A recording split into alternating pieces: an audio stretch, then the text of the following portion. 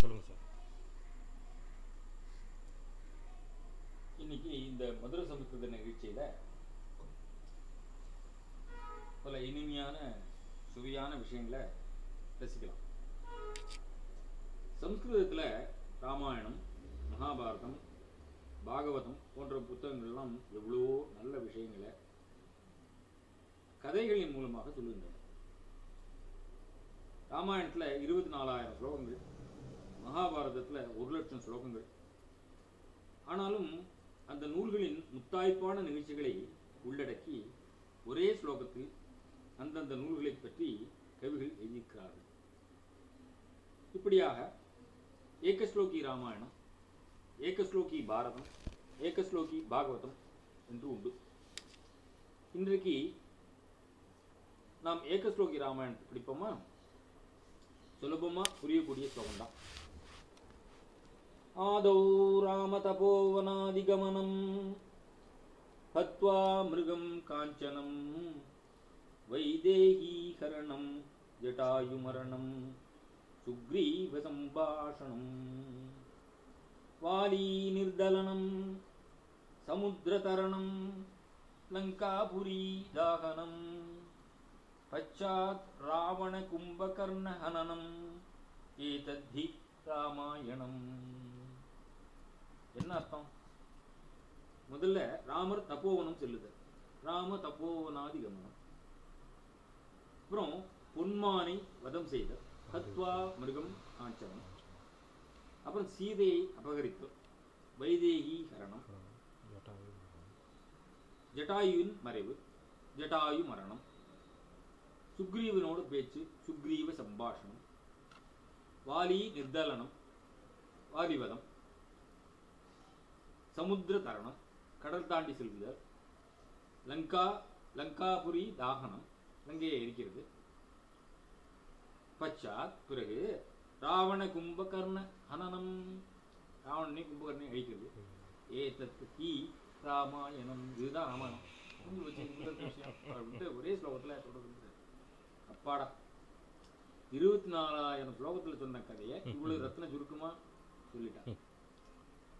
இப்ப நாம கொஞ்சம் உலக அமைதிக்காக சிந்திக்கலாம். ஏன்னா ஒன்றே குலம் ஒருவனே தேவன், ஏகம் சத் விப்ரா பகுதா வதந்தி என்று வாயால் பேசினா கூட, அதாவது நம்மிடத்துல சகோதரத்துவம் வரமாட்டேங்கிறது. ஒரு தாய் மக்கள் நாம் என்று பாடுகிறோம், ஆனா அதை நினைச்சு பார்த்து நடந்துக்கிறது இல்லை. வசுதைவ குடும்பகம் என்கிறோம். இந்த உலகமே ஒரு குடும்பம் தான், சிறிய குடும்பம்னு சொல்றோம். ஆனால் இந்த உலகத்தை ஒரு குடும்பமா பார்க்கறது இல்லை. அக்கம் பக்கத்து வீட்டோட சண்டை, நாட்டோட சண்டை. இந்த நிலை மாறணும் இல்லையா? அதுக்குத்தான் அன்னைக்கே நமது முன்னோர்கள் சாந்தி மந்திரங்களை சொல்லி வைத்தார்கள். யஜுர்வேதத்துல பிரசித்தமான சாந்தி மந்திரம் இது. சகனாபவது சகனௌ புனக்து சக வீர்யங்கரவாவகை தேஜஸ்வினாவதீதமஸ்து மா வித்விஷாவகை. ஓம் சாந்தி சாந்தி சாந்தி. நாம் எல்லோரும் மகிழ்ச்சியோடு இருப்போம். நாம் சேர்ந்தே சுகதுக்கங்களை சமமாக பங்கு கொள்வோம். நாம் எல்லோரும் ஒன்று சேர்ந்து நாட்டை பெருமை உள்ளதாக உருவாக்குவோம். நாம் செய்யும் எல்லா செயல்களையும் நல்லதாக செய்வோம். நாம் ஒருவரை ஒருவர் வெறுக்காமல் அன்புடன் இருப்போம் என்று சொல்வது நம்ம தான். உலக அமைதிக்காக நாம் வேதம் காட்டும் வழியில் சென்றால் என்ன? நாம் எல்லோரும் ஒரே இறைவனின் மக்கள் அல்லவா?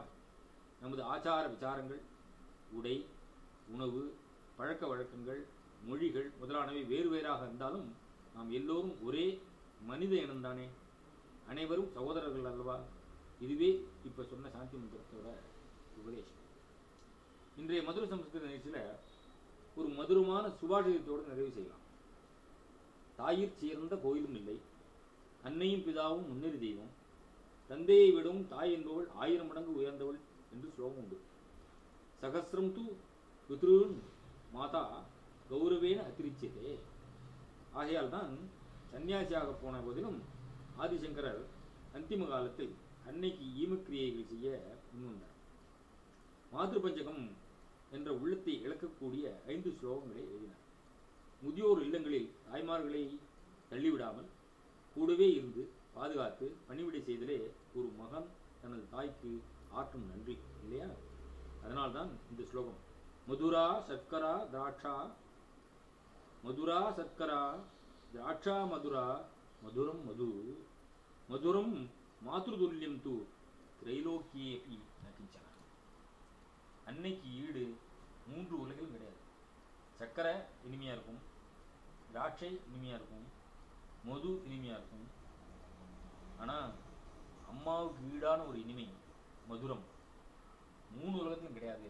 அர்த்தம் மனசில் பதிஞ்சுதா?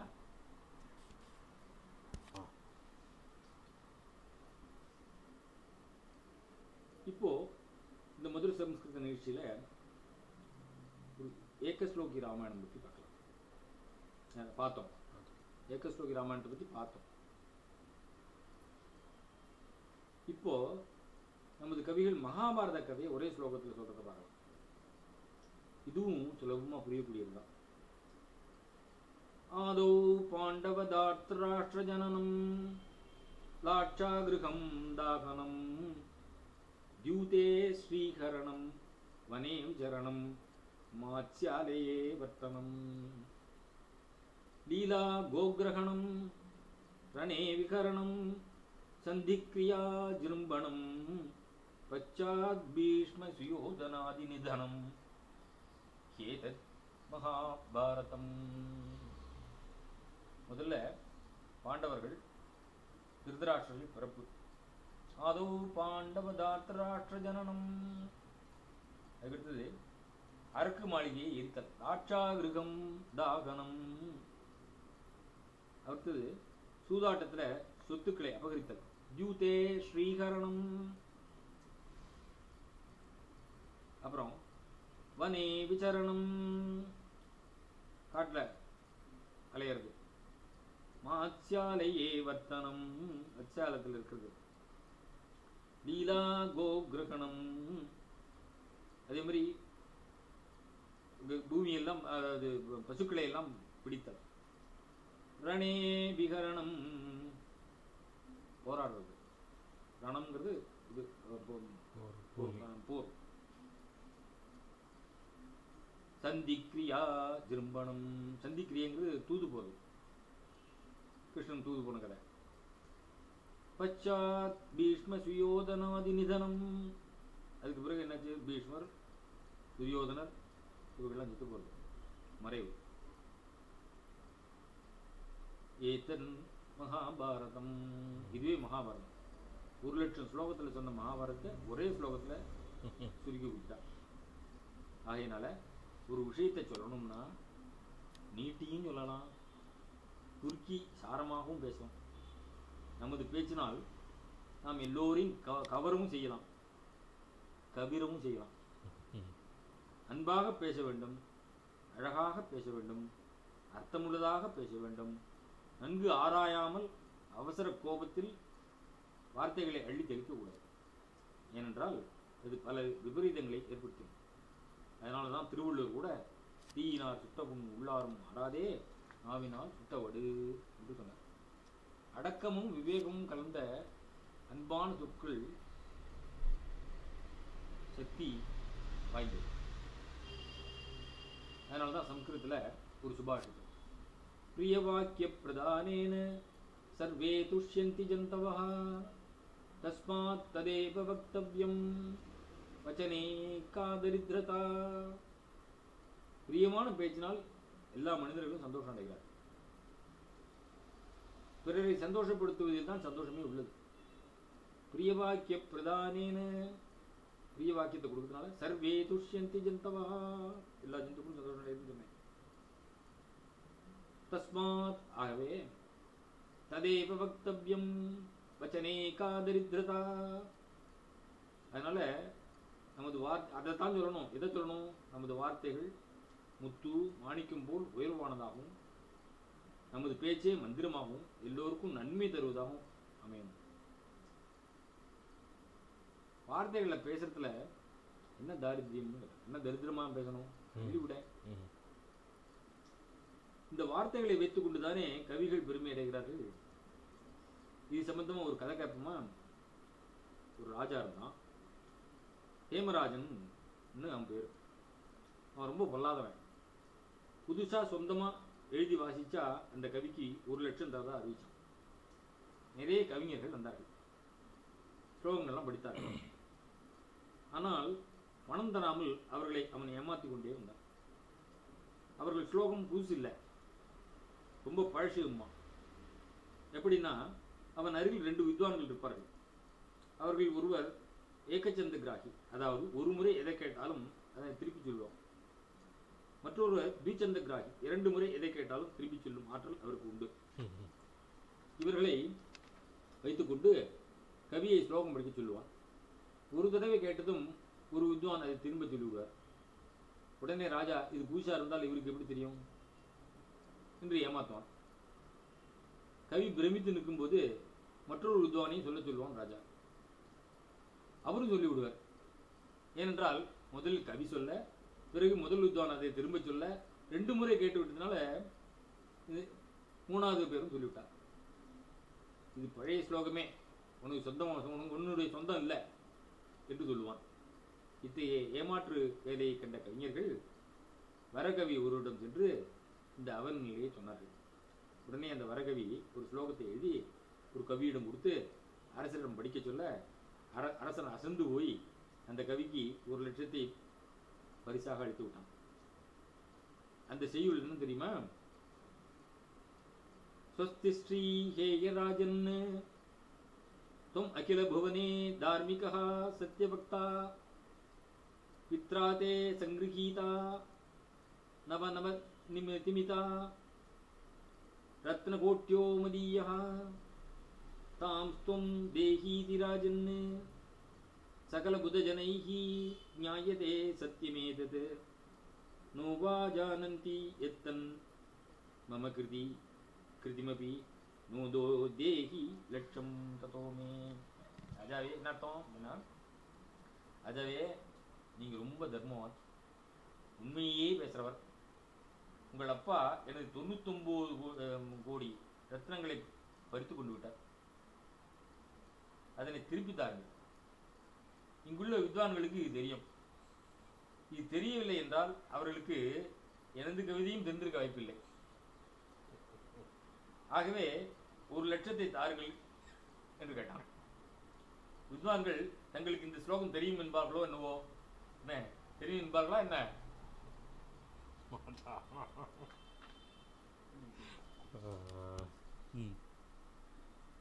இங்கு நம்ம ஒரு ஏகஸ்லோகி பாகவதத்தை பார்க்கலாம். ஆதௌ தேவிகி தேவ கர்ப்பஜனனம் கோபீ கிருஹே வர்தனம் மாயா பூதன ஜீவிதாபஹரணம் கோவர்தனோத்தாரணம் கம்சச்சேதன கௌரவாதிஹரணம் குந்தி சுதாபாலனம் சைதத் பாகவதம் புராணகதிதம் ஸ்ரீகிருஷ்ண லீலாமிருதம். முதலில் தேவிக்கு வசுதேவருக்கு பிறந்தார். அதாவது தேவிக்கு தேவ கர்ப்பஜனம், கிருஷ்ணன் பிறந்தார். கோபி கிருஹே வர்தனம், கோபிகள் வீட்டில் வளர்ந்தார். மாயா பூதன ஜீவிதாபகரணம், மாயையாக இருந்த பூதனையே ஜீவனத்தை அபகரணம் பண்றது, உயிரை மாய்த்தல். கோவர்தனோத்தாரணம், கோவர்தன மலையை தூக்குதல். கம்சச்சேதன கௌரவாதிகரணம், கம்சன் கௌரவர்கள் இவர்களை எல்லாம் மாய்த்தல். குந்தி சுதா பாலனம், குந்தியின் புத்திரர்களை அதாவது பஞ்சபாண்டவர்களை காத்தல், காக்கிறார். ஏதத் பாகவதம், இதுதான் பாகவதம். புராண கதிதம், முன்னாடியே சொல்லப்பட்டது பாகவத புராணத்தில் சொல்லப்பட்ட ஸ்ரீ கிருஷ்ண லீலாமிருதம், இனிமையான கிருஷ்ண லீலை அப்படின்னு சொல்லப்படுது இந்த ஸ்லோகம். இப்போ ஒரு சுபாஷிதம் கேட்கலாம். ஒரு பொண்ணுக்கு திருமணம் என்றால் யார் யார் என்னென்ன வகையில் நடந்து கொள்வர் என்ற வேடிக்கையான அதே சமயம் யதார்த்தமான அனுபவத்தை சொல்றது இந்த ஸ்லோகம். அதாவது திருமண விஷயத்தில் ஒரு பெண் மணமகனின் உருவத்தை மட்டுமே பார்த்து மயங்குவார், மற்றவற்றை பற்றி அதிகம் சிந்திப்பது இல்லையா. பெண்ணின் அம்மாவோ மணமகனுக்கு சொத்து எவ்வளவு இருக்கிறது என்று பார்ப்பாராம். அப்பாவோ நல்ல படிப்பு இருக்கா என்று படிப்புக்கு முக்கியத்துவம் கொடுத்து ஆராய்வார். பந்து ஜனங்கள் மணமகன் நல்ல குலத்தில் பிறந்தவனா என்று பார்ப்பார்களாம். மற்றவர் அனைவரும் திருமணத்துக்கு வந்துவிட்டு விருந்து சாப்பிட்டு விட்டு, ஆஹா சுவையான சாப்பாடு போட்டார்களப்பா இந்த திருமணத்தில் என்று வயிறை தடவை கொண்டு சென்று விடுவார்கள். கன்யாவரையதே ரூபம் மாதா வித்தம் பிதா ஸ்ருதம் பாந்தவாக குலமாஸ்ரயந்தே மிஷ்டான்னம் இதரே ஜனாக. இப்போ வாழ்க்கை என்பது பல கஷ்ட நஷ்டங்களையும் இன்ப துன்பங்களையும் கொண்டதுதான். அனைத்தையும் நாம் ரசிக்க கற்றுக்கொண்டால் துன்பமே தூரம் ஓடும். ஆகையால் தான் நமது மனோநிலையை பக்குவப்படுத்த நாடகங்களிலும் நாட்டியங்களிலும் பல ரசங்களை பழரசங்களாக நமக்கு அள்ளித் தருகின்றனர் கலைஞர்கள். நாம் நவரசங்கள் என்று சொல்லுவோமே, அவை என்ன தெரியுமா? ஸ்ருங்காரம், ஸ்ருங்காரஹாஸ்ய கருண, வீர ரௌத்ர பயானக, பீபத்ச அத்புத சாந்தம் என்பார்கள். இவை அனைத்துமே நமது வாழ்வோடு ஒட்டிய உணர்வுகள். மனைவியோடு சிங்காரம், நண்பர்களோடு ஹாஸ்யம், எளியவரிடத்தில் கருணை, போர்க்களத்தில் வீரம், தீயவர்களிடத்தில் ரௌத்ரம், அஞ்ச வேண்டியத்திற்கு அஞ்சுதல். அதான் சொன்னார் திருவள்ளுவர் கூட, அஞ்சுதல் அஞ்சாமை வேதமை. அஞ்சக்கூடாது, பயப்படக்கூடாது தான். ஆனால் எதுக்கு பயப்படணும் அதுக்கு பயப்படணும் இல்லையா? அதனால அஞ்சுதல் அஞ்சாமை வேதனை. அஞ்சுதல் அதான் பயானகம். அதர்மங்களில் பீபத்சம், அதாவது அருவருப்பு, இறை சக்தி இடத்தில் அத்புதம், மனம் ஒடுங்கி ஆடி அடங்கும் போது சாந்தம் என்று எல்லாமே பழக வேண்டிய பருக வேண்டிய ரசங்கள் தான். நாம இதற்கு முன் பல நிகழ்ச்சிகளில் காதுக்கு இனிமையான சந்தங்கள் கேட்டு மகிழ்ந்திருக்கிறோம். அதே போல் இன்றைக்கு ஒரு சந்தம் கேட்போமா? வாணீம் ஜிதசுகவாணீம் மலிபுலபேணீம் பவாம்புதி துரோணீம் வீணாசுகசுபாணீம் நதகீர்வாணீம் நமாமி சர்வாணீம் கமலா கமலஜகாந்தா கலசாரதத்தகாந்தா கர கமலகம் கரயுகல விதிருத கமலாம் விமலாம் கமலாங்கச்சூட சகலகலாம் சுந்தர ஹிமகரவதனாம் குந்த சுரதனாம் குந்த நிதிசதனாம் கமலோஜ்ஜீவிதமதனாம் சுரகுசலியா சுரேஷு கிருதகதனாம். இப்படி நவரத்ன மாளிகா, அம்பா நவரத்ன மாளிகான்னு காளிதாசன் 9 ஸ்லோகத்தை எழுதிச்சான். இதுல 3 மாதம் தான் இப்ப பார்த்தோம். இப்படி 9மே அழகான சொல்லலங்காரத்தோடு இனிதாக ஒலிக்கக்கூடிய ஸ்லோகம், பொருள் பொதிந்த ஸ்லோகம். வேத ரூபியும் கிளியை விட அந்த மொழி பொழிபவளும் வீணை கிளிக்குஞ்சு இவைகளை கையில் உடையவளுமான சரஸ்வதியை வணங்குகிறேன்.